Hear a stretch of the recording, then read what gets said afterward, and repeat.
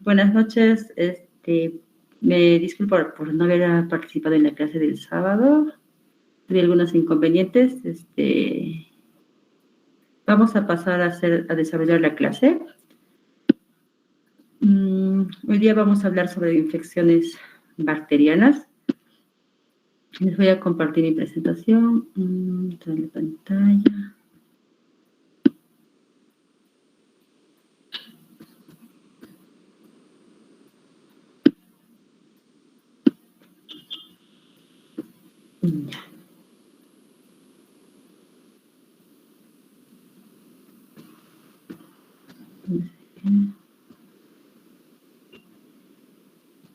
Ya.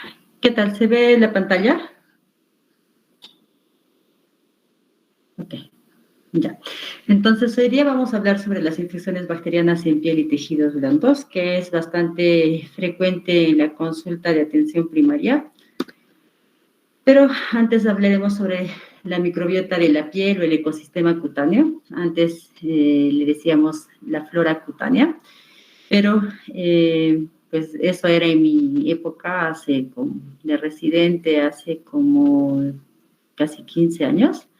Y ahora se habla de microbiota de la piel, ¿no? Es un término más adecuado. Flora, pues, se refería más a un tema de botánica. ¿Y qué es una microbiota? Ya en otras, ustedes ya en otros cursos han hablado sobre lo que es la microbiota. Daisy. Doctora, buenas noches. Aún no, doctora. Microbiota de piel. ¿Sabes? ¿Tienes idea de lo que es la microbiota cuando dije que es la flora cutánea? Se refiere a los microorganismos que existen a nivel de la piel, por ejemplo. Sí. Sí, gracias, Daisy. En el ser humano, la microbiota va a ser el conjunto de microorganismos entre bacterias, levaduras, parásitos, virus. Se dice que en realidad como parte de la microbiota cutánea no existe. Y bueno, en general son todos los microorganismos que están presentes en un epitelio. Y el epitelio, como ustedes saben, es la superficie de intercambio entre el interior y el exterior del cuerpo. Tenemos diferentes microbiotas. Entonces tenemos una microbiota bucal, respiratoria, intestinal, urogenital, ocular y cutánea. La microbiota cutánea se va a desarrollar a medida que la edad avanza para alcanzar una media de 1 billón de bacterias y 1000 especies de parásitos, hongos, virus, ¿no? Si se considera el conjunto de genes de todos estos microorganismos, superarían ampliamente el número de genes de nuestros cromosomas humanos. Y la microbiota cutánea es como un ADN, ¿no? Es un marcador individual, es diferente de persona a persona, porque va a variar de manera cuantitativa, cualitativa. Y va a haber diferentes variables que van a influir en esta microbiota, ¿no? La edad no es lo mismo en un recién nacido que en un anciano, el sexo, el sistema inmunitario, el pH, la temperatura, la humedad, que van a modificar la composición de la microbiota, incluso en el transcurso del día, ¿no? Es diferente al mediodía, es diferente en la mañana, cuando despertamos o cuando vamos a dormir. Por ejemplo, la piel del hombre es más ácida que el de la mujer y el hombre va a tener más densidad microbiana. Pero, sin embargo, el uso de productos cosméticos, la producción de hormonas también van a hacer que la mujer tenga una microbiota diferente, ¿no? Se pueden diferenciar dos tipos, la microbiota residente y la transitoria. La residente vive en total simbiosis con la piel. Se habla de organismos comensales, es decir, que viven a expensas de su huésped sin provocar enfermedad. Y está en la primera fila de la defensa contra los microorganismos patógenos porque va a impedir que se unan los microorganismos patógenos a la superficie de la piel, ¿no? Porque va a saturar la superficie de la piel. Se considera que 9 de cada 10 células humanas presentan relaciones simbióticas con la microbiota. Por lo tanto, las alteraciones en el ecosistema se traducen en enfermedades o propensión a estas. La piel es un ambiente inhóspito que se caracteriza por extensas regiones desecadas, pH ácido, recambio continuo de células superficiales, la producción de proteasas, lisosimas y péptidos antimicrobianos. Y a pesar de estos mecanismos protectores, los microorganismos de nuestra microbiota residente van a sobrevivir y extienden sus apéndices hasta los apéndices cutáneos, ¿no? Hasta los folículos, las uñas y las glándulas, ¿no? Y van a estar en total simbiosis con nosotros, ¿no? Entonces, vamos a tener diferentes bacterias, coriniformes, estafilococos, micrococos, acinetobacter. Dentro de los parásitos, el más destacado son los Demodex. De los hongos, la cándida, malassezia, trichosporum rhodotórula, y van a intervenir en lo que es la inmunidad del huésped. Si es que hay una buena adaptación, pues vamos a convivir bien con ellos, y si es que no hay una buena adaptación, ya sea por una deficiencia en la inmunidad del paciente, puede haber una enfermedad. Una bacteria, la más representativa en la piel es el Staphylococcus epidermidis, y en menor cantidad se encuentra la malassezia, que van a estar en diferentes zonas de nuestra piel. De acuerdo al tipo de área del cuerpo, van a haber diferentes poblaciones bacterianas o de microorganismos. Va a ser diferente en zonas sebáceas, húmedas o secas, ¿no? Y se dice que la microbiota cutánea va a estar presente en todas las capas, epidermis, dermis e hipodermis. La microbiota residente está conformada por dos grupos relativamente fijos de bacterias que se encuentran en la piel.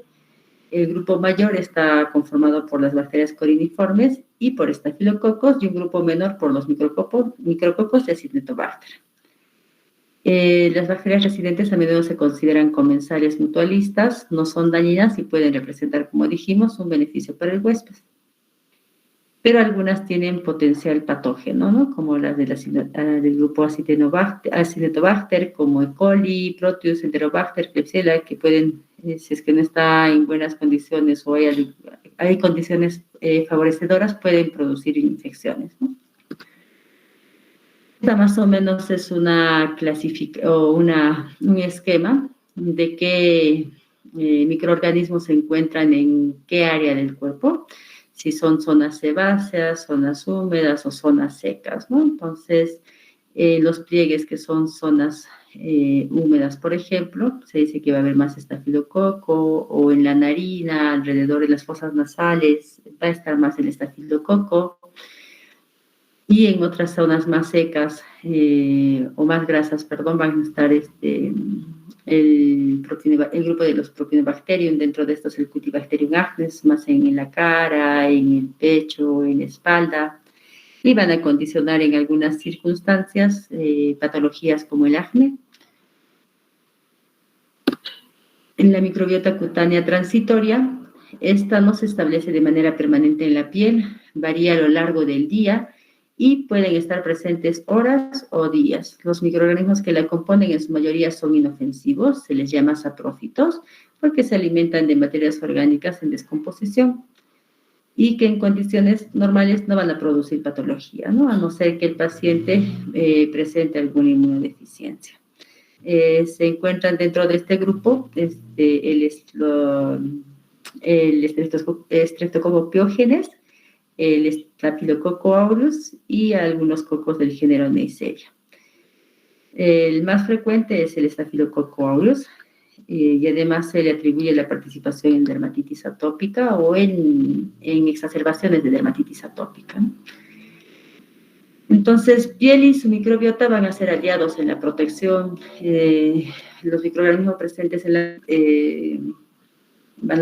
y que componen la microbiota residente no son oportunistas, realizan funciones para la protección del organismo y tienen un papel de barrera y protege al huésped.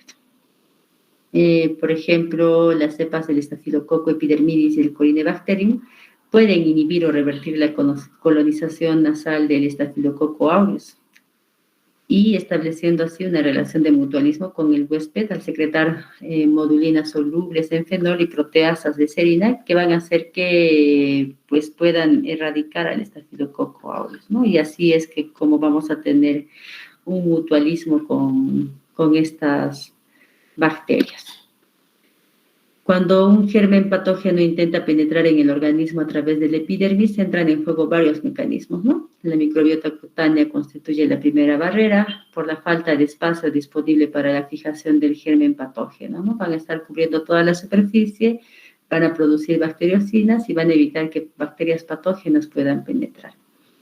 Las bacterias de la microbiota pueden sintetizar moléculas tóxicas y como las bacteriocinas que son antibióticos que van a protegernos de las bacterias. Otras cosas que tenemos que saber, el sudor va a contener enzimas que pueden destruir las paredes celulares bacterianas y para que un patógeno se adhiera a las células del epidermis es necesaria la presencia de receptores. Esto explicaría por qué hay algunas individualidades de algunas susceptibilidades de determinados pacientes, ¿no? A las dermatitis seborreicas, por ejemplo, ¿no? El pH de la piel, que como saben es un pH entre 4.7 y 7, es desfavorable para el desarrollo de los gérmenes patógenos, por lo cual tenemos que tratar de que la piel siempre se mantenga en este rango de pH. Y bueno, además sabemos que en la piel están las células inmunitarias. Entonces, al hablar de todo esto, tenemos que tener una consigna, ¿no? Cuidar nuestra microbiota cutánea bajo el efecto de la descamación natural que permite la renovación de la epidermis, así como las prácticas de higiene corporal. La microbiota cutánea debe renovarse continuamente. Los factores medioambientales desempeñan un papel importante en la eficacia de esta renovación. Cuando uno hace un lavado frecuente, puede agredir la capa hidrolipídica y deteriorar la adhesión de la microbiota cutánea. Y al disminuir esta microbiota, pues otros patógenos pueden introducirse en la piel, ¿no? Que es lo que pasa, por ejemplo, en la dermatitis atópica o cuando se altera el pH en la piel en zonas seborreicas, puede proliferar el Cutibacterium agnus, ¿no? Por falta de Staphylococcus epidermidis, por ejemplo, ¿no? Entonces, de la misma manera, la utilización de jabones con pH demasiado alcalino deteriora la microbiota existente o favorece ciertas bacterias dañinas. Y, por ejemplo, las bacterias como el Staphylococcus aureus se desarrollan en pH superiores, ¿no? Entonces, si es que uno lava a un niño demasiado, un niño que tiene dermatitis atópica, se le reseca la piel, va a estar sobrepoblado con Staphylococcus aureus y va a tener más flares de dermatitis atópica. La utilización de cremas, limpiadores, desodorantes, antibióticos, antitranspirantes van a hacer una alteración en la composición de la microbiota cutánea, ¿no? Por ejemplo, he tenido pacientes que en la consulta vienen porque tienen mal olor en la sudoración de las axilas y le vas preguntando qué utiliza para la sudoración y la mayoría usa desodorantes, ¿no? Que tienen base alcohólica y que tienen mucha fragancia y perfume. Al alterar el pH de la piel, las bacterias en esta zona, las bacterias que descomponen el sudor proliferan porque va a estar en un pH muy alcalino y empiezan a descomponer más el sudor y producen mayor mal olor, ¿no? Entonces, al inicio a veces solamente es corregir estas situaciones de higiene y el paciente empieza a perder el mal olor, ¿no? Sin necesidad de tomar antibióticos. Y hablamos de disbiosis cuando existe un desequilibrio de la microbiota, ¿no? Entonces, esto es lo que debemos evitar, una disbiosis al usar tantas sustancias o al hacer una limpieza excesiva de la piel sin volver a recomponer el manto hidrolipídico que tenemos. La biodiversidad medioambiental también desempeña un papel. Vivir en el campo, vivir en la ciudad, pues la microbiota de los habitantes de estas zonas va a ser diferente, ¿no? Hay mayor diversidad de microbiota en el campo que en la ciudad. Cuanto más importante sea la exposición a microorganismos variados, más eficaz será la inmunidad cutánea y menos riesgos de alergias va a existir. esta exposición se produce en el momento del parto, ¿no? Se dice que los niños están más expuestos a alergias, asma y dermatitis atópicas cuando nacen por cesárea, ¿no? Pues en realidad antes lo tenían casi como cierto. Últimamente se está cuestionando esta afirmación, pero por alguna razón uno ve y sigue al diagnóstico que se hace en los eczemas de los niños, y cada vez se ve más dermatitis atópica, ¿no? Tal vez es por el tema de que pues, la población se hace más citadina, hay mayor uso de antibióticos, pero también ha aumentado el número de cesáreas, ¿no? Ya uno pregunta en la consulta y pues de 10 pacientes que le pregunta de qué tipo fue el parto, por lo menos unos 5 ya te dicen que es cesárea, ¿no? O 6. Es raro ya encontrar partos naturales, ¿no? Partos eutóxicos. El avance de la edad, bueno, va a producir variaciones hormonales, por lo cual también va a alterar la microbiota. Entonces, para cuidar la microbiota cutánea es necesario utilizar productos que no alteren el pH de la piel, deben mantenerse en un promedio en 5.5, utilizar los productos antisépticos con prudencia y de manera muy puntual, ¿no? No utilizar jabones antibacterianos o mucho alcohol gel porque realmente produce mucha alteración en la piel, ¿no? No lavarse con demasiada frecuencia, por lo menos en el cuerpo o el rostro, no más de una vez al día, ya que puede agredir el lavado frecuente de la piel. Hidratarse con productos adecuados, hidratantes que mantengan el pH adecuado en la piel, secarse bien las zonas de pliegues que puedan retener humedad y evitar algunas infecciones, consultar en caso de prurito, enrojecimiento, sequedad y no automedicarse mucho. Entonces, cosas que deben tener en cuenta es que la piel está repleta de millones de microorganismos agrupados bajo el término de microbiota cutánea, y la microbiota de la piel sana protege contra los patógenos invasivos. La alteración de la microbiota cutánea va a favorecer las infecciones en la piel y es importante cuidar la microbiota utilizando emolientes, y ahora hay un grupo que incluso recomienda el uso de probióticos en piel, ¿no? Que todavía están en estudio, ¿no? Nace a raíz de tratamientos que no van bien en procesos crónicos de acné o rosácea, ¿no? Entonces tenemos como resumen microbiota residente o permanente, los cocos gram positivos. El más frecuente o el que tiene mayor cantidad es el estafilococo epidermidis, en menor cantidad aureus, sobre todo en harinas. De las corinebacterias, el Cutibacterium acnes es uno de los más frecuentes. Y bueno, se pueden ver cocos tipo de Neisseria y también algunos bacilos, entre ellos E. coli, ¿no? Y la transitoria, por contaminación externa o contiguidad a partir de la mucosa del importador, el estafilococo aureus es el más frecuente. Las funciones de la microbiota normal, ya comentamos. Y también cuando se altera la microbiota normal puede haber diseminación de los gérmenes a diferentes zonas del cuerpo, ¿no? Por ejemplo, perforación de intestinos, heridas cutáneas, extracciones de dientes.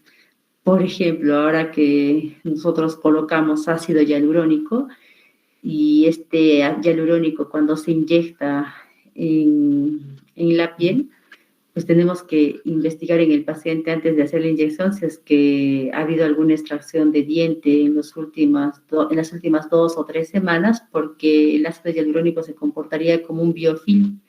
Y si es que hay gérmenes que están transitando en el torrente sanguíneo, podemos tener una complicación por inyectar ácido hialurónico, así se tenga una buena técnica, ¿no? Entonces es importante siempre hacer una buena historia clínica para averiguar este tipo de situaciones, ¿no? O cuando las Escherichia coli provenientes de la piel perianal ascienden por la uretra y causan infección en el tracto urinario, por ejemplo, ¿no?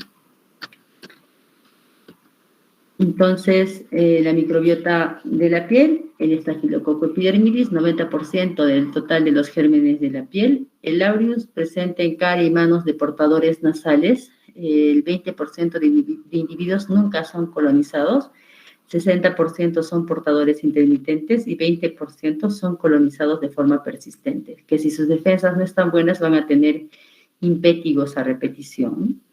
El estreptococo, los estreptococos son el segundo grupo.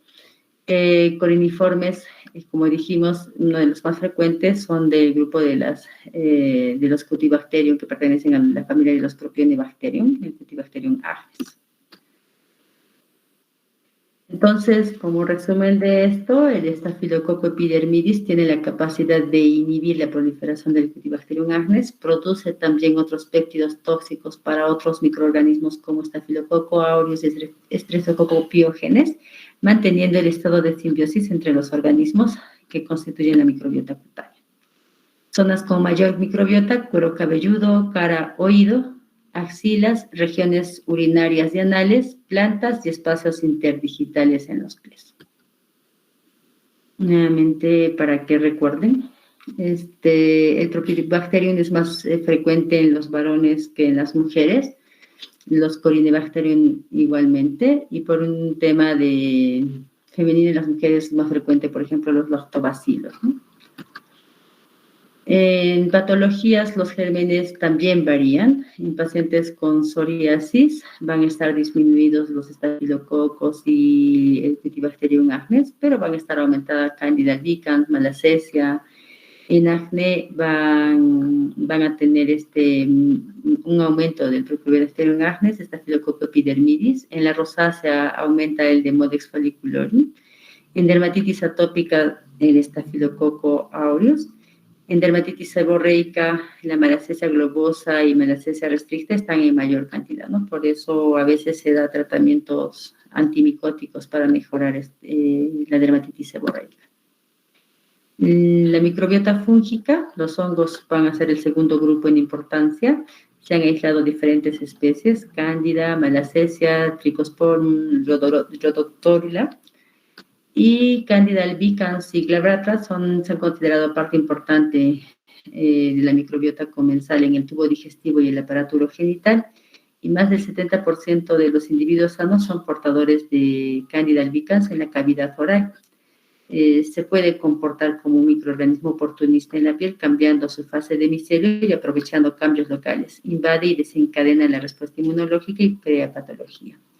La colonización del tracto gastrointestinal comienza a edad temprana, apenas en el periodo postnatal.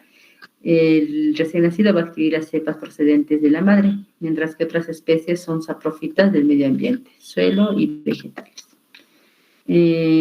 Con respecto a una microbiota parasitaria, pues los ácaros de Demodex son los más frecuentes, son los que más se ven en la piel. El Demodex folliculorum, o ácaro del folículo, por habitar en el interior de un folículo piloso, y el Demodex brevis, que predomina en las glándulas sebáceas y las glándulas de meibomio, ¿no? En el borde palpebral. Se consideran parte de la microbiota normal.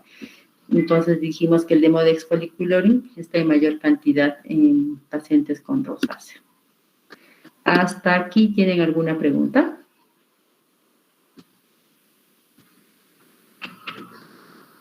No. Okay. Y bueno, ahora vamos a hablar sobre las infecciones bacterianas de piel y tejido blandos. Van a ser infecciones que afectan cualquier capa de la piel, fascia o músculo, y constituyen una de las causas principales de consulta a nivel mundial. En Estados Unidos se dice que las visitas han aumentado en 50% entre 1997 a 2004. Y esto tal vez se debe al envejecimiento de la población, a que hay otras comorbilidades, estados de inmunosupresión, pero también el uso de antibióticos de forma indiscriminada porque crean resistencia. Van desde infecciones leves, que se manejan hasta con tratamientos tópicos, e infecciones sistémicas que necesitan a veces de gridaje quirúrgico. Son producto de un desbalance en el mecanismo de defensa de la barrera cutánea y los factores de virulencia y patogenicidad de los microorganismos que la afectan. Se ha dicho que el mayor causante de estas infecciones es el Staphylococcus aureus, y la resistencia reportada en este tiempo ha sido de 23 al 36%, ¿no? En esa época. Pero ahora parece que esta resistencia ha aumentado más a partir del 2004 por el uso indiscriminado de antibióticos. Bueno, esto sale en algunos memes, ¿no? 2009, cómo era el halo del antibiótico, cómo inhibía el crecimiento de las bacterias, y después de 10 años, el halo de estos antibióticos, su halo de inhibición, es más pequeño, ¿no? Entonces, tenemos una gran preocupación, ¿no? ¿Qué será de acá a 10 años, no? Esperamos, bueno, siguen apareciendo nuevos antibióticos, pero cada vez es posible que las infecciones en las unidades de cuidados intensivos sean más demandantes, ¿no? Las bacterias de antes se morían con una penicilina, y ahora los médicos dan una bomba a cualquier infección, ¿no?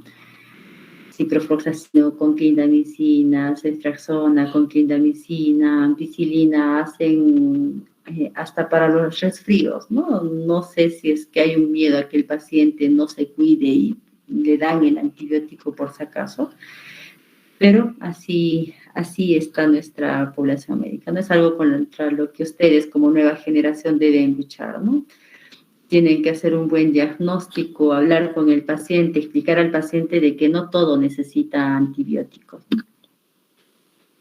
Las infecciones de la piel se pueden clasificar en no purulentas y purulentas. Dentro de las no purulentas está el impétigo, la celulitis erisipela, el esquima, y las purulentas foliculitis, forúnculo, carbunco, absceso.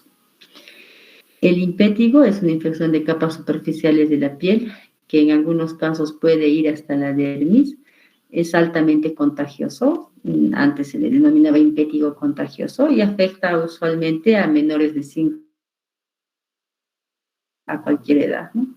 La prevalencia media se estima entre 2 a 4%, pero puede afectar 12% en niños y 4% en adultos, y principalmente se da en países tropicales y de bajos ingresos, donde hay hacinamiento más frecuentemente, o por ejemplo en las guarderías, ¿no? Existen dos tipos, el impétigo no buloso y el buloso.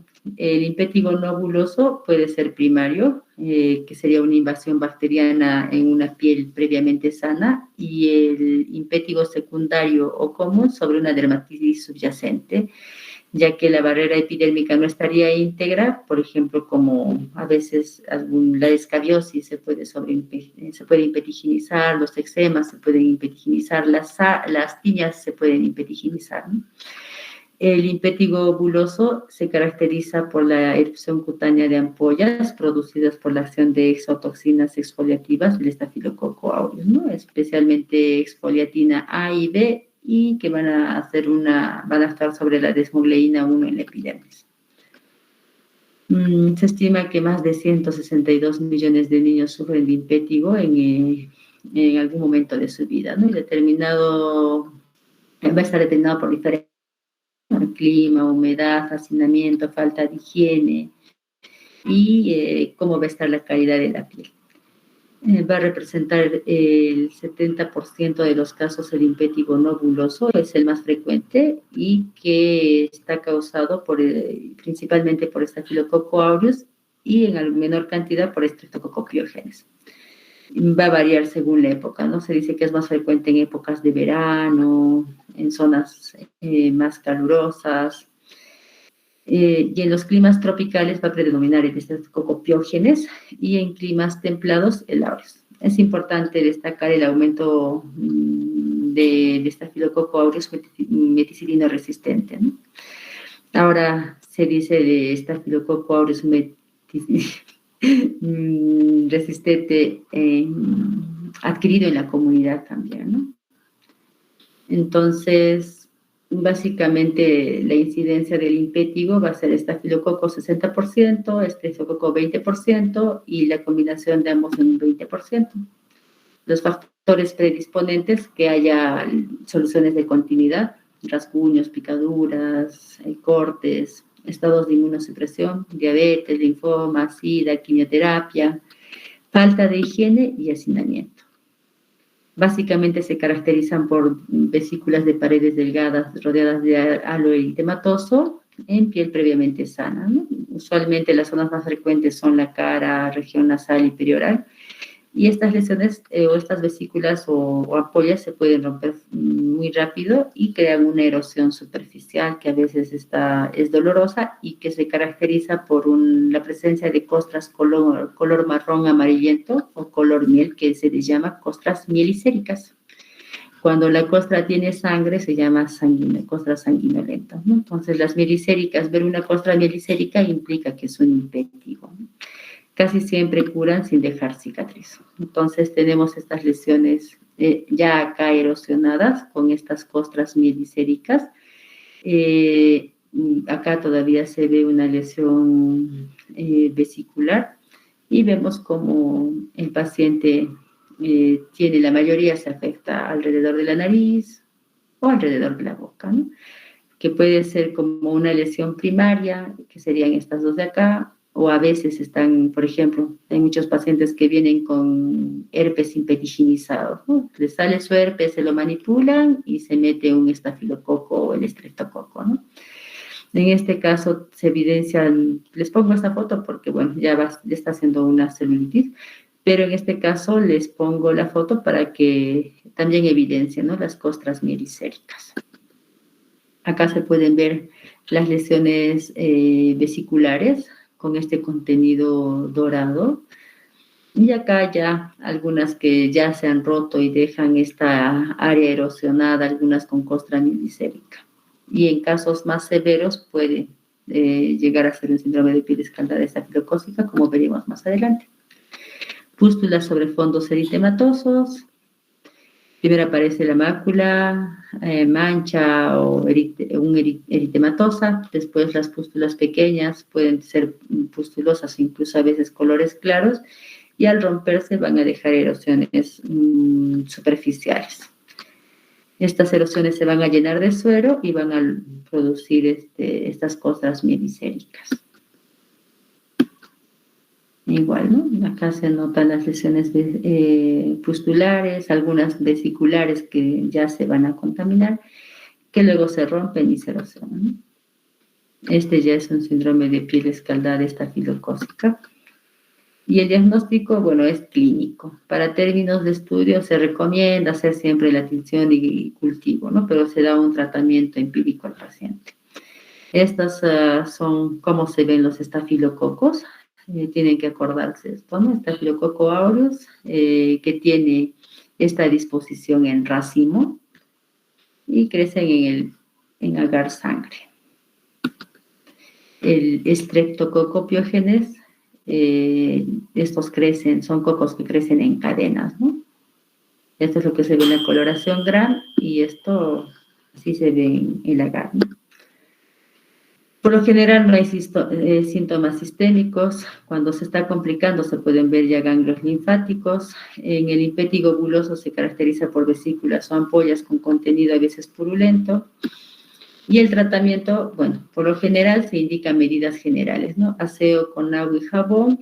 Debe tratarse de mejorar las condiciones generales y nutricionales y corregir la deficiencia inmunológica en caso existiera.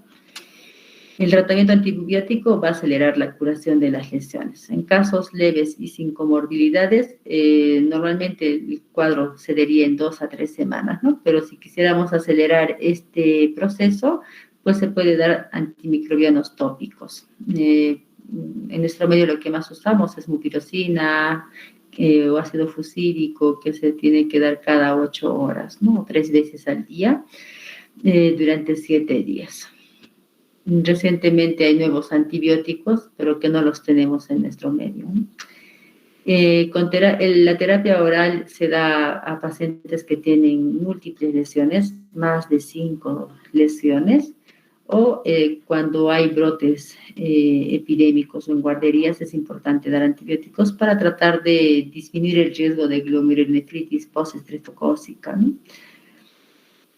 Y bueno, se prefiere cefalosporinas de primera generación, por ejemplo, cefadroxilo, en realidad es uno de los que más uso junto con cefalexina, porque son de fácil toma, ¿no? Cefadroxilo se suele dar 2 veces al día en niños a 15 miligramos por kilo cada 12 horas. Y también la cloxacilina, ¿no? Pero pues la forma de toma de la cloxacilina es un poco más compleja. Y estos son para los, cuando sospechamos, ¿no?, que sean sensibles a la meticilina o estemos pensando en estreptococo. Y se usan antibióticos contra el estafilococo aureus meticilino resistente, como clindamicina, doxiciclina, cotrimoxazol, en pacientes con factores de riesgo de tener estas enfermedades o que tengan riesgo de complicarse. En caso de compromiso sistémico, la progresión es rápida y puede evolucionar a un síndrome de piel escaldada estafilocócica. En países de menores ingresos se puede dar el cotrimoxazol oral y la penicilina G-benzatínica como primeras opciones para el impetigo que es difuso. Si es que hay signos sistémicos de toxicidad, fiebre mayor a 38 grados, taquicardia, hipotensión o progresión rápida a eritema, hay que dar el antibiótico, ¿no? Si la progresión clínica se da muy rápido dentro de las primeras 48 horas, se recomiendan antibióticos orales. Y si es que hay incapacidad de tolerar la terapia oral, hay que dar los antibióticos endovenosos, ¿no? O cuando el paciente por ahí tiene prótesis o injertos vasculares, es mejor dar antibiótico sistémico parenteral. Pacientes inmunocomprometidos o neutropenia, de VIH, algún tipo de inmunodeficiencia congénita, también se debe dar tratamiento sistémico. Otros tipos de tratamiento tópico, pues el permanganato de potasio es una alternativa también, ¿no? Es antiséptico, antibacteriano, antimicótico. Complicaciones, la inflamación de ganglios regionales y a largo plazo glomerulonefritis aguda, sobre todo cuando es por estreptococo piógenes.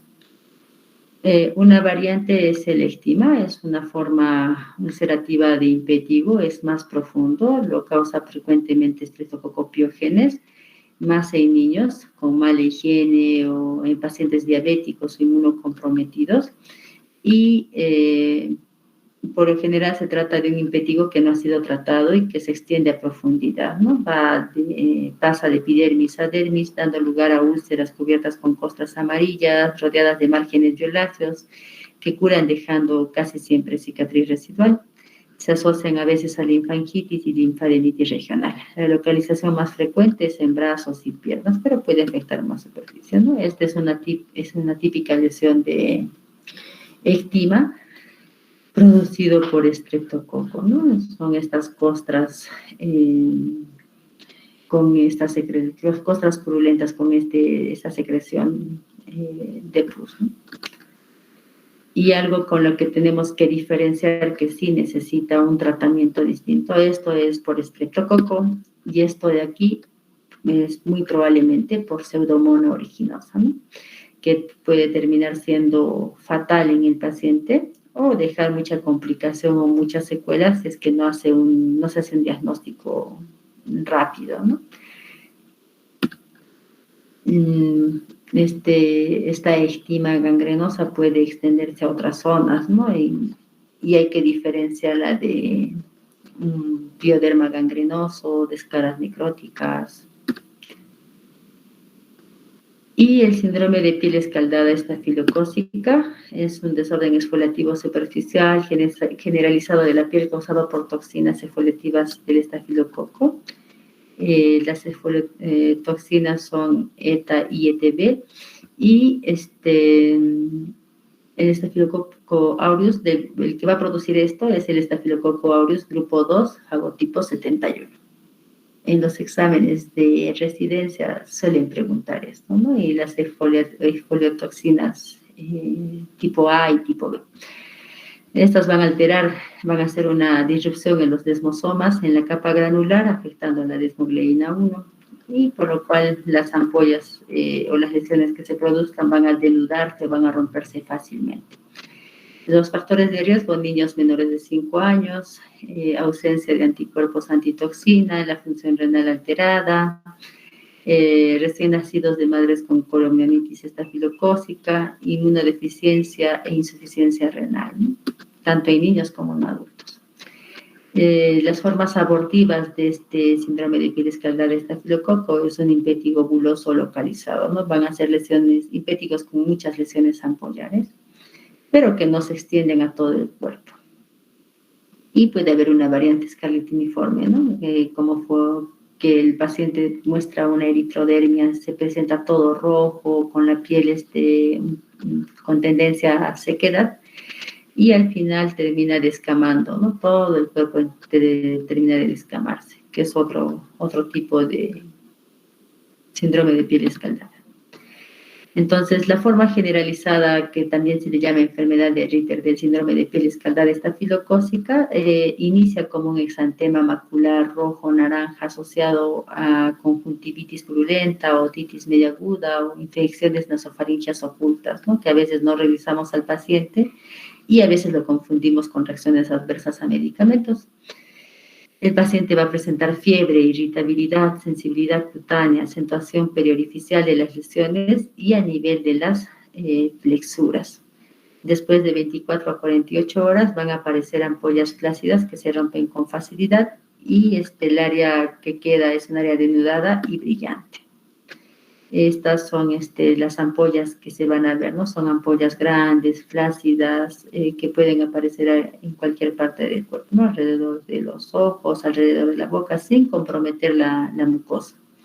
Alrededor de los genitales, la piel se desprende fácilmente sobre una base eritematosa.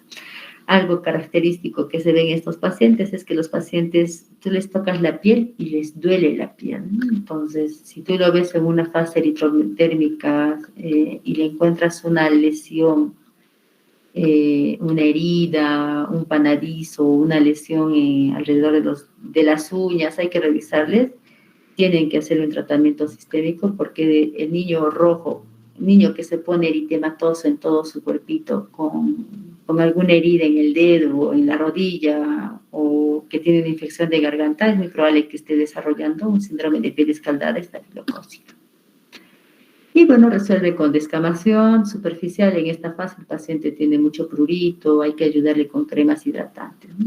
La curación se da entre 5 a 7 días. Tiene Nikolsky positivo. El Nikolsky positivo es que uno hace una presión sobre la piel y fácilmente la piel se desprende, ¿no?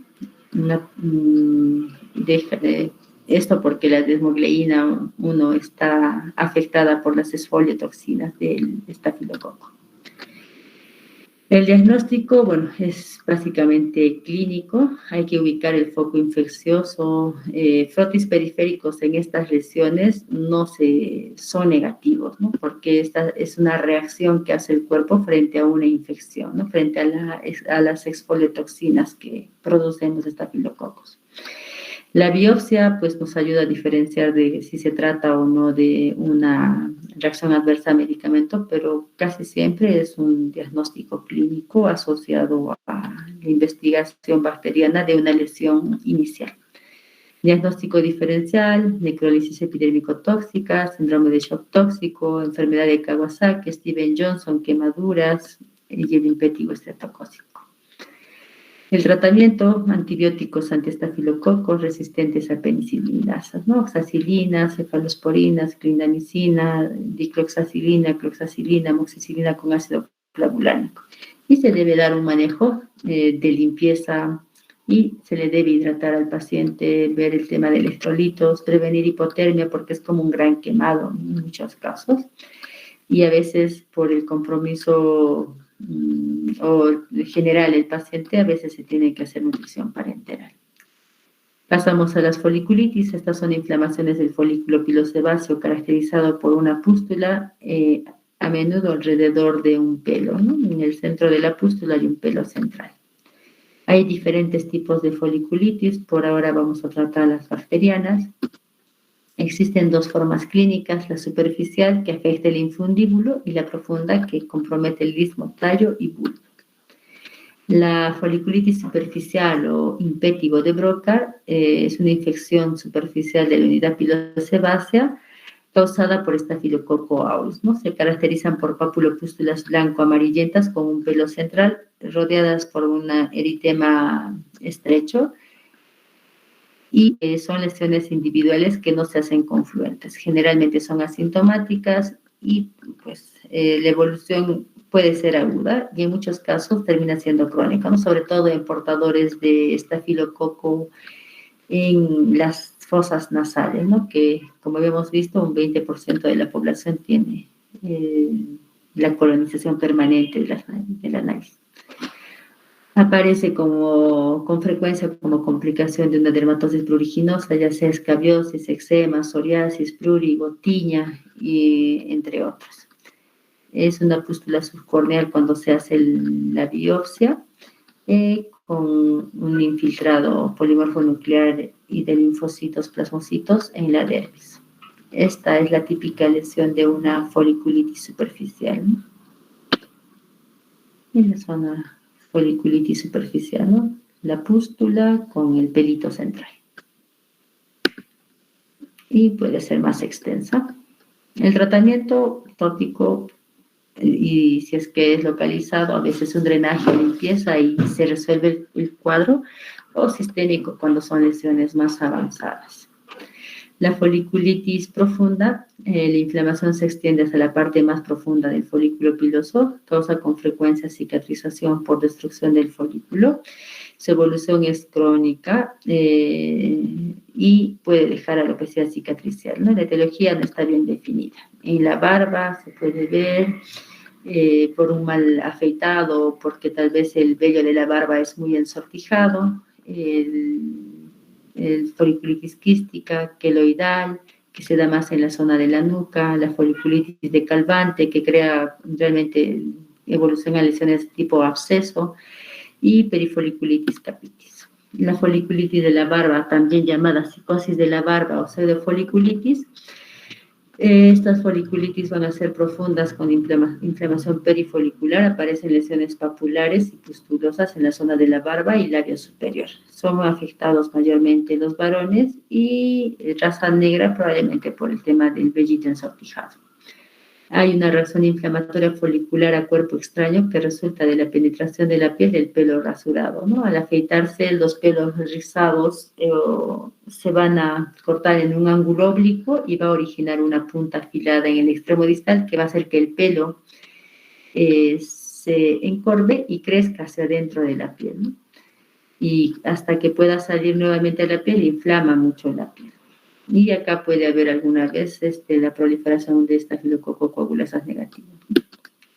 Esto es lo que se daría en la pseudofoliculitis barbaea también. Entonces, se hace un afeitado y el pelo, a veces el afeitado, acá en nuestra zona, ¿no? El afeitado es muy a ras de piel, se cubre la salida del folículo y el folículo trata de crecer y empieza a ensortijarse, ¿no? Entonces empieza a inflamar la piel y muchas veces estas lesiones son sobrepobladas por estafilococos. Lesiones profundas, ¿no? Se ve todo el eritema debajo de la pústula. En la zona de la barba, eritema debajo de la pústula, en múltiples zonas, ¿no? El tratamiento y puede complicarse con infecciones. El tratamiento, bueno, educar al paciente que no deben afeitarse a ras de piel, tienen que dejar 1 milímetro cuando ya tienen estos casos de forma reiterativa. Calmar los síntomas inflamatorios, pueden aplicar compresas húmedas, antibióticos tópicos, a veces corticoides tópicos, pero por muy corto tiempo. Antibióticos sistémicos contra estafilococo y si es que los casos van siendo muy crónicos, se puede optar por depilación láser. Forúnculo, los forúnculos son nódulos inflamatorios supurativos, dolorosos, bien circunscritos, que usualmente se generan a partir de una foliculitis previa, ¿no? Que parece una zona pilosa del cuerpo y se produce a raíz de fricción, maceración en cara, cuello, axila, ingle, muslos y glúteos. Estas lesiones se van a extender hasta dermis y tejido celular subcutáneo, permitiendo aparición de o complicaciones de celulitis y abscesos. El carbúnculo es la coalescencia de múltiples forúnculos con foliculitis en una masa inflamatoria única, ¿no? Que va a drenar por múltiples zonas, por múltiples lugares, secreción purulenta. El diagnóstico, bueno, es clínico, las lesiones son secundarias por lo general Staphylococcus aureus, se recomienda hacer cultivos para ver la sensibilidad antes de iniciar el tratamiento empírico.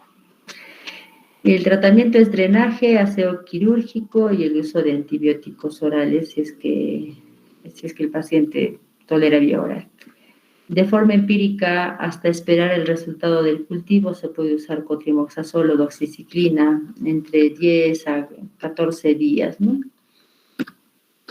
El absceso son colecciones de pus que se ubican en la dermis y tejidos profundos, contenidos por una cápsula denominada membrana piógena que evita su diseminación. Se presenta en pacientes sanos sin factores predisponentes.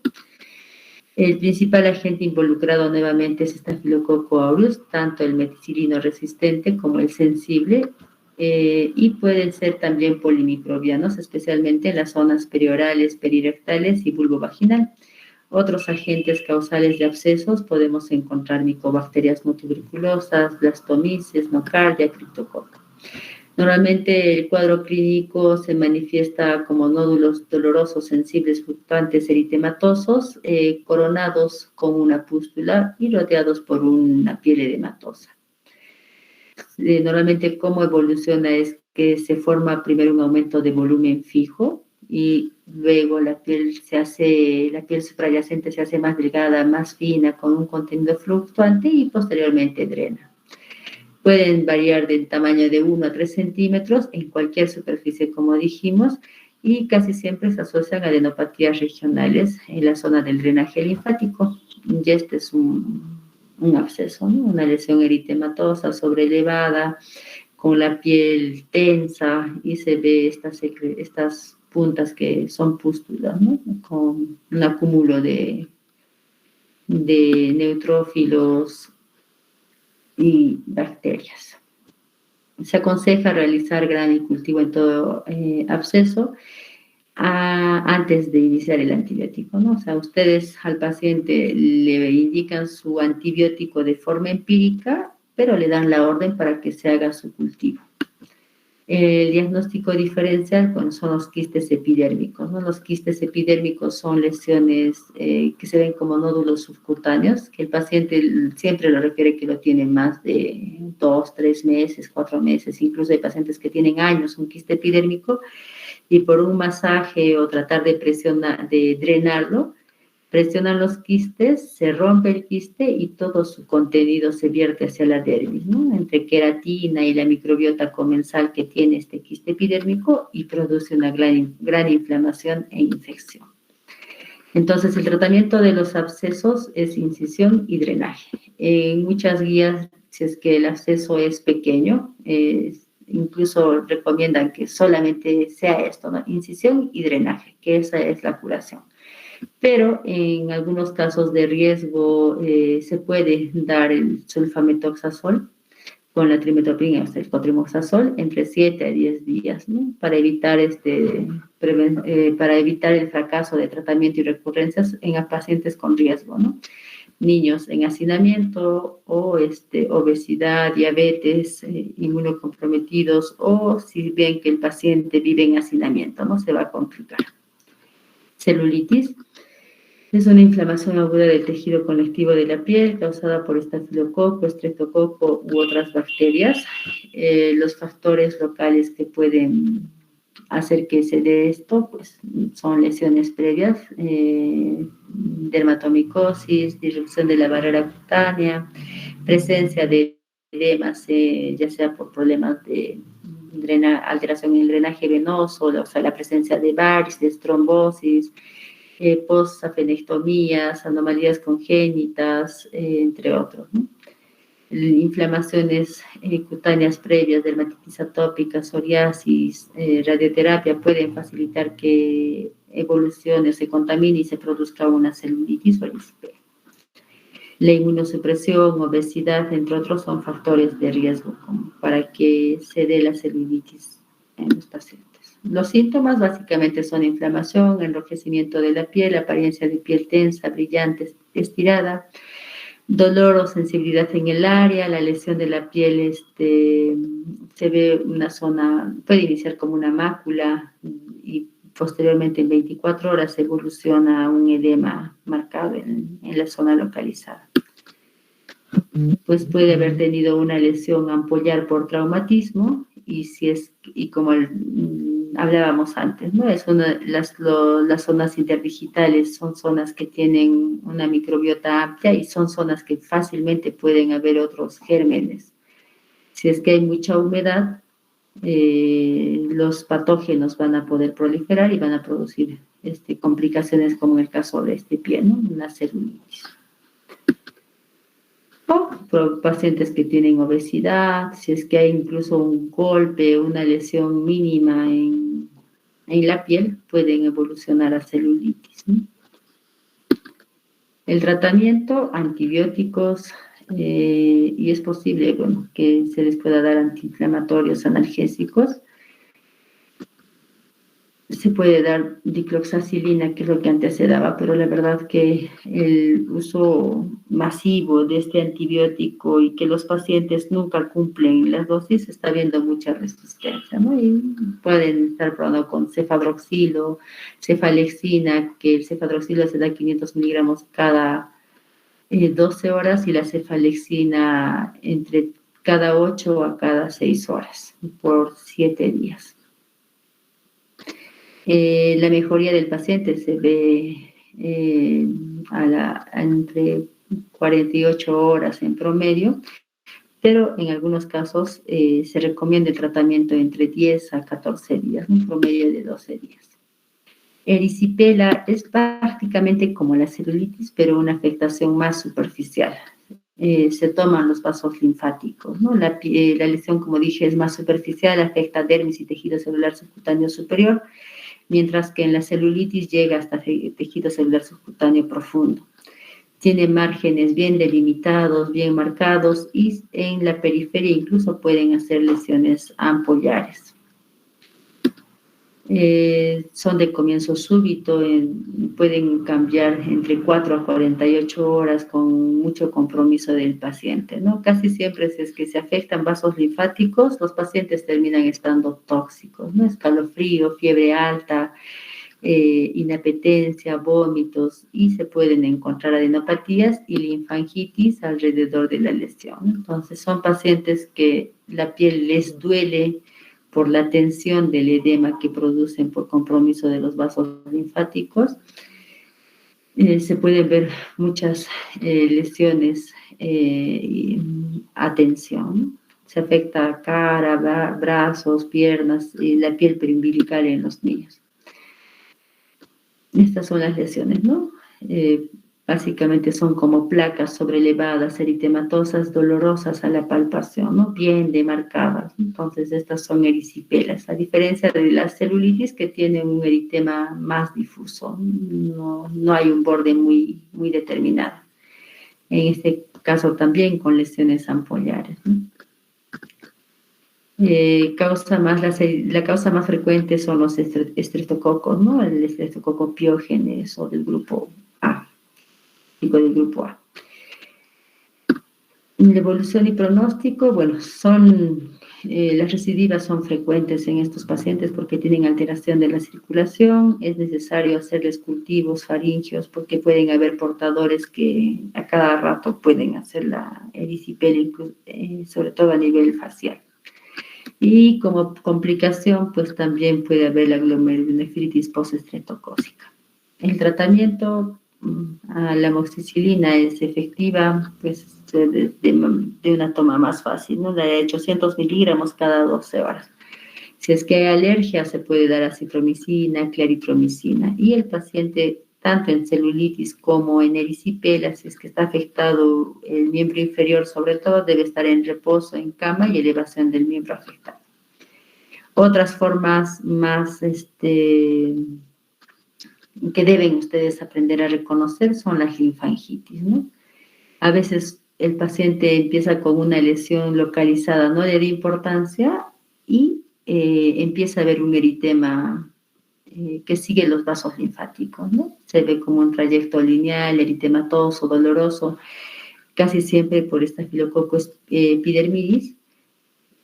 Y los pacientes, en este caso, se ven tóxicos, ¿no? Son pacientes que están con fiebre, con malestar, teniendo poca lesión, ¿no? También pasa cuando los pacientes les han puesto sus accesos venosos, también se complican con flebitis y también con linfangitis. Y siempre, ¿no? O sea, con poca lesión, uno le ve poca lesión, el paciente está con fiebre, con escalofríos, con malestar, se sienten muy afectados cuando se afectan los vasos linfáticos. Otro tipo de infección de partes blandas tenemos la fascitis necrotizante, que es una infección profunda, afecta tejido subcutáneo, fascia, músculo, es una infección grave, es una urgencia, los pacientes casi siempre terminan en UCI. Los signos favorecedores o los factores de riesgo pues son pacientes diabéticos, el uso de corticoides, inmunosupresores, y los signos locales de gravedad que se ven es necrosis cutánea y zonas pálidas, insensibilidad o hiperalgia, se ven ampollas hemorrágicas, uno toca la piel y se siente crepitación. Y bueno, a esto se suma resistencia a antibióticos y si el paciente está con hipotermia o tendencia a shock, bueno, ya es un paciente muy grave, ¿no? En el laboratorio estos pacientes están con leucocitosis, el CPK está alto, el paciente está sumamente comprometido, ¿no? Estas son fascitis necrotizantes, casi siempre son pacientes inmunocomprometidos, ¿no? Acá también, ¿no? Se ve la lesión con ampolla hemorrágica, ¿no? Esta es una fascitis necrotizante, es importante debridar esto y dar tratamiento parenteral, evoluciona así. La gangrena de Fournier, que es la infección del escroto y de cómo todo el tejido está todo eritematoso, muy dolorosos, los pacientes muy, muy sépticos, ¿no? Se les ven tóxicos y se tiene que debridar, ¿no? Más o menos uno le ve y está hasta esta zona ya delimitada este paciente, ¿no? El eritema, la induración está hasta el tercio superior de los muslos. Si es que los antibióticos funcionan y mejora el sistema inmune del paciente, probablemente no necesite debridación. Pero hay pacientes que con toda esta zona les debridan y en realidad hay que hacer injertos una vez que el paciente se recupera. Bueno, el debridamiento quirúrgico es lo más importante, junto con los antibióticos parenterales y tratar la enfermedad de base que ha favorecido este crecimiento. Otras lesiones que podemos ver en piel, que ya son lesiones más superficiales, el eritrasma es una infección superficial bacteriana que afecta áreas intertriginosas, pliegues inguinales, axilares o submamarios y que se dan por Corybacterium minutísimo y que en la lámpara de Wood se ve este color rojo coral, ¿no? Que es típico de eritrasma. Y el tratamiento, pues si es que no hay mucha afección o es la primera vez que se da tratamiento tópico. Es difícil conseguir eritromicina tópica ahora o clindamicina tópica, hay que mandar a preparar. Y cuando las lesiones son más extensas, multifocales, se puede dar eritromicina vía oral, aunque porque es muy gastrolesivo, se prefiere la clindamicina, ¿no? Y la higiene adecuada, evitar sedentarismo y recomendar al paciente que ya tiene de forma reiterativa esta afección, secado de las lesiones, ¿no? Los pacientes no se secan bien y los gérmenes, la microbiota se altera y los gérmenes patógenos proliferan. Esto de acá le voy a pasar a vuestra delegada para que lo tengan. Es un resumen de todo, de cómo pueden reconocer las diferentes lesiones, impétigo, ampolloso, ampolloso. Es una tablita muy, muy bonita. Y que cómo pueden ver los gérmenes que afectan, la clínica, los casos especiales que se dan, el laboratorio, la microbiología que se tiene que ver en este tipo de infecciones, las indicaciones del ingreso hospitalario, cuando uno tiene que indicar si el paciente se hospitaliza o no, que son cosas que deben decidir cuando estén en la emergencia, tal vez, ¿no? Porque a veces los pacientes llegan a la emergencia o están en su consulta privada, ¿no? Si es que hay una infección sistémica grave, uno lo hospitaliza al paciente, ¿no? En los pacientes con infecciones menores de 3 a 6 meses también se debe considerar evaluar la hospitalización. Celulitis facial, adenitis, celulitis en menores de 3 meses deben hospitalizarse. Si es que hay una afección extensa en la piel, debe hospitalizarse. Sospechas de complicaciones, osteomielitis, piomyositis. O como les dije, ¿no? Un síndrome de piel escaldada estafilocócica. Ustedes ven al paciente que está eritematoso, así no tenga fiebre, con una lesión, una herida en la piel, piensen o reténganlo en observación, ¿no? Porque esos pacientes evolucionan rápido y se complican también rápido. Entonces, esto de acá se los voy a pasar, se lo paso a su compañera, están todos los antibióticos que se puedan dar, la recomendación de si se hospitalizan o no, en qué casos se hospitalizan, y los tratamientos que se tienen que indicar, ¿no? En cada tipo de patología. Más o menos, es como un pequeño mini bye. Como ustedes ya tienen sus libritos chiquititos con el tratamiento antibiótico, pero este es básicamente para piel. Entonces, se lo comparto con vuestra compañera, no sé si tienen alguna pregunta. ¿No? Yulisa Maciel. Doctora, buenas noches. Tengo dos preguntas. La primera es, ¿qué otras alternativas hay para que cambiemos los jabones antibacteriales y el alcohol, ya que usted mencionó que eso causaba el daño a la piel y de la microbiota? Entonces, ¿hay alguna alternativa que podamos usar, ya que nosotros como personal médico debemos estar en constante lavado de manos, desinfección y todo eso? Sí, lo que preguntas en realidad, Yulisa, es muy importante porque el personal de salud, más que infecciones, consulta más por el tema de dermatitis irritativa de contacto, ¿no? Entonces, si es que uno usa las sustancias antisépticas, tiene que utilizar cremas hidratantes que tengan un pH ácido, ¿no? Entonces, hay múltiples cremas de mano que el pH lo tienen ácido. Hay varias marcas en realidad. Entonces, lo más importante es mantener la hidratación en la piel para que no se reseque y así puedas tener un manto lipídico adecuado, ¿no? Entonces, básicamente es eso.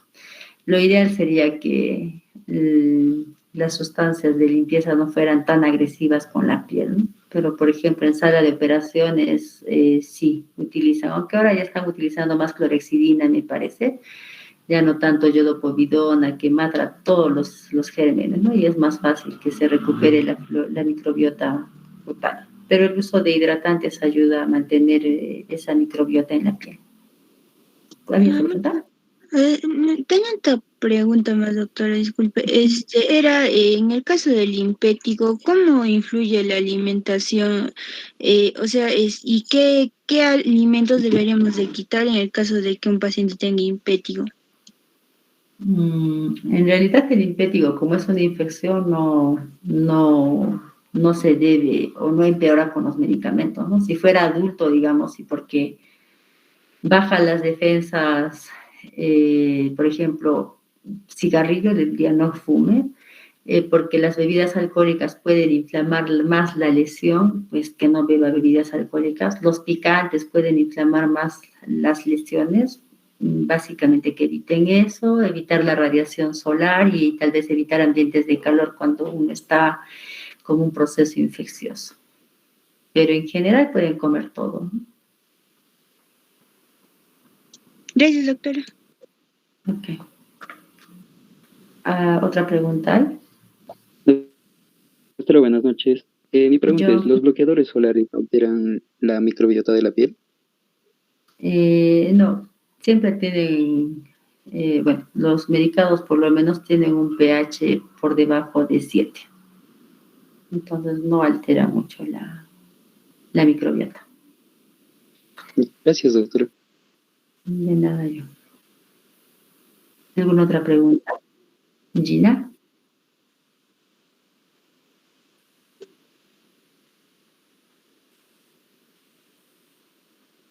Sí. Sí, la verdad es que sí, se confunde mucho.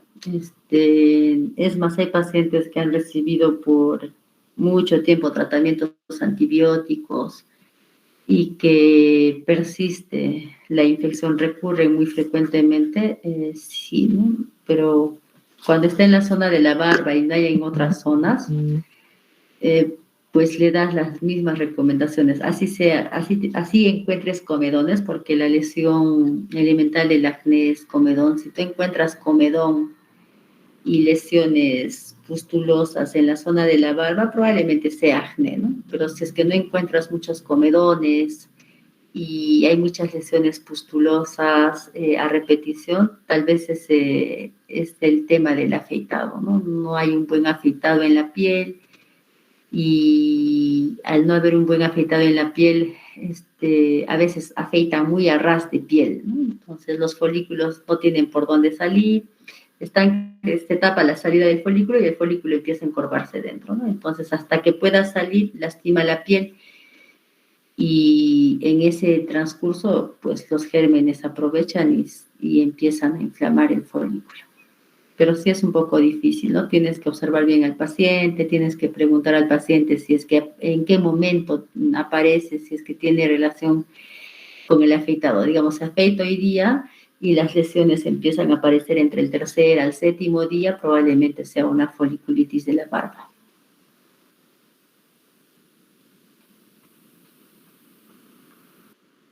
Okay.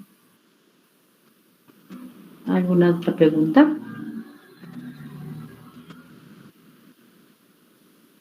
Entonces, Gina, ya te paso ese resumen que en realidad les va a ayudar mucho. Es un resumen muy, muy bonito de todo lo que es las lesiones. Con el grupo de rotación el día miércoles, me imagino que vamos a ver algunos de estos casos. No sé si hay alguna otra pregunta para terminar la clase. No. Entonces, nos veríamos el día, hoy día es 16, no, el día 19. Ya. Les voy a pasar el link al grupo 1 para que lo tengan, sobre todo el grupo 1 y el grupo 2, para que participen en la reunión. Bueno, los que quieran pueden participar, ¿no? Pero están obligados los del grupo 1 y grupo 2 de rotación para la reunión del círculo dermatológico, que se hace una presentación de casos clínicos muy bonita. A ustedes les va a ayudar también para cuando sean internos y tengan que presentar sus casos clínicos, cómo es que presentan al paciente, ¿no? La metodología de presentación de casos clínicos de los pacientes. Casi siempre son casos complejos, de difícil diagnóstico, que han tenido múltiples tratamientos previamente y llegan al diagnóstico y muchas veces con un tratamiento favorecedor para el paciente. Entonces, te paso, Gina, el link a ti para que compartas a tus compañeros. Ya, entonces nos vemos el día jueves, chicos. Hasta luego. Gracias, doctora.